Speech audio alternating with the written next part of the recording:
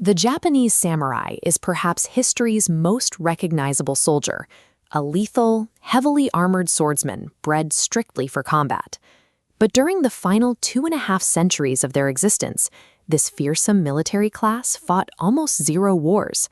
How did a group of hired guards manage to seize absolute control over a nation ruled by a divine emperor?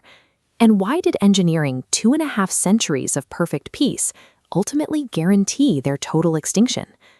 Because a warrior class relies on conflict to justify its status, the moment the Tokugawa Shogunate achieved total national stability, they inadvertently started the countdown to their own obsolescence.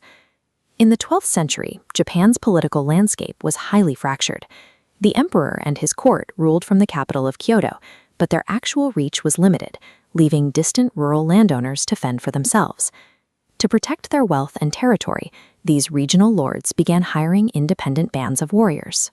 This private security force gradually evolved into a distinct military class, the samurai. As these private armies grew in size and wealth, they eventually challenged each other for national supremacy. The tensions culminated in a massive civil war between the two most powerful factions, the Taira and the Minamoto clans. The Minamoto clan emerged victorious.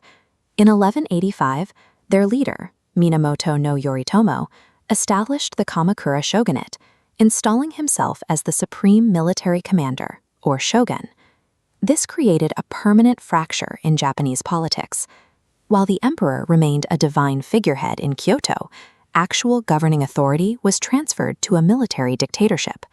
Samurai warlords would retain control over Japan for the next 700 years. Control of the shogunate frequently collapsed into violence. By the late 15th century, Japan descended into the Sengoku, or Warring States period, a brutal era where regional samurai lords, known as daimyo, fought endlessly to conquer the archipelago. This relentless chaos ended only through the consecutive military campaigns of 3 unifiers. The final victor, Tokugawa Ieyasu, secured total dominance over the fractured nation. Establishing his new government headquarters in Edo, present-day Tokyo, Tokugawa immediately moved to secure his borders. He adopted an isolationist policy, cutting off nearly all trade and severing diplomatic ties with the outside world. Winning the war gave Tokugawa the throne, but history proved that military superiority alone couldn't prevent another uprising. To lock in his power, he needed to build a trap that his rivals couldn't fight their way out of. His solution was a legal framework known as the Sankin Kotai, or alternate attendance system. It became a highly effective non-violent mechanism of political suppression. The shogunate required every regional lord to alternate their residency yearly, moving back and forth between their domains and the capital in Edo. This forced migration was a massive financial obligation. Lords funded travel processions of hundreds of retainers and maintained expensive secondary estates. The Senkin Kotai weaponized geography and economics. By legally forcing his rivals to burn their wealth on logistics and real estate, Tokugawa ensured they had zero capital left to raise an army against him. The side effect of this engineered stability was an economic boom. As regional lords built up the roads, the capital grew into a massive urban center with a highly literate population and plenty of leisure time. The Edo period saw an explosion of artistic innovation. Kabuki theater packed houses, chefs developed quick-serve meals like sushi, and artists like Hokusai popularized the mass production of ukiyo-e woodblock prints. With no wars to fight for over 2 centuries, the fierce combat veterans of the Sengoku period underwent a quiet transformation. They became a class of salaried administrators, spending their days managing tax records and urban logistics rather than sharpening their blades. That bubble of isolation burst in 1853. U.S. Admiral Matthew C. Perry sailed into Japanese waters with a fleet of heavily armed, steam-powered warships, demanding the nation open its borders. The technological mismatch was severe. The Western fleet boasted advanced industrial cannons and rifles, while the samurai were essentially stuck in the 17th century, relying on matchlock guns, swords, and bows. Faced with the threat of overwhelming firepower, the shogunate folded.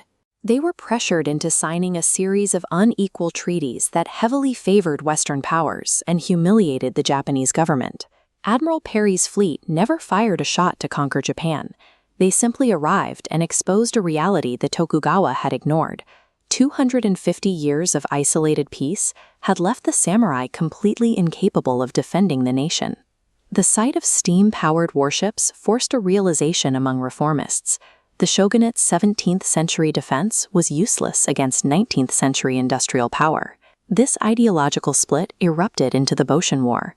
Rebel factions loyal to the emperor systematically wiped out the shogun's forces.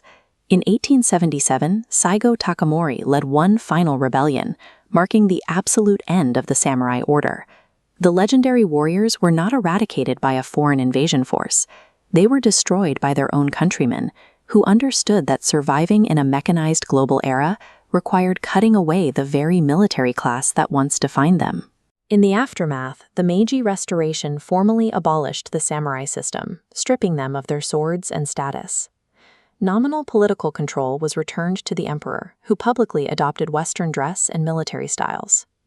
The newly formed government immediately launched a sprint to industrialize. They imported Western experts and technology to rapidly build an empire of textile factories, railway networks, and a national conscripted army. Within a single generation, the physical presence of the samurai, their armies, their castles, and their deeply entrenched political networks had been systematically erased. While the physical warriors were erased, the literacy and administrative networks they built over 2 centuries of peace provided management structure for this new empire. The skills once used to meticulously track rice taxes were repurposed to run national railways and global factories, becoming the practical engine of Japan's modern identity.